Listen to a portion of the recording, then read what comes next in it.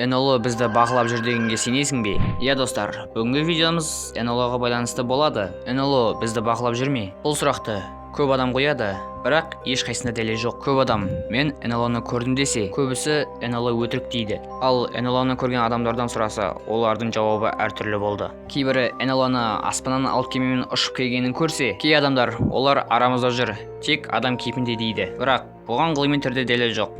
Бірақ халық арасында кең тараған 3 теорияны сіздерге айтып берейін. Бірінші теорияда көп адам олар біздің бар екенімізді біледі. Олар бізді сырттан бақылап жүр. Бізге қазіргі технологияларды солар жасауды үйретті дейді. Ал екінші теорияда олар біздің қасымызда, яғни адам кейпінде деп ойлайды. Ал үшінші теорияға келсек, біз көріп жүрген жан-жануарлардың кейпін танытып жүр дейді. Шыны керек, сіз бұл теорияларға сенетін бе едіңіз? Комментке жазыңыз. Сонымен айтқанда, НЛО ғылыми деректер бойынша әлі табылмады. Сіздің ойыңыз қандай? НЛО алдағы уақытта табыла ма, әлде жоқ па? Осымен видеоның соңына да келдік. Егер де видео ұнаған болса, лайк басып, комментарий жазуды ұмытпаңыздар.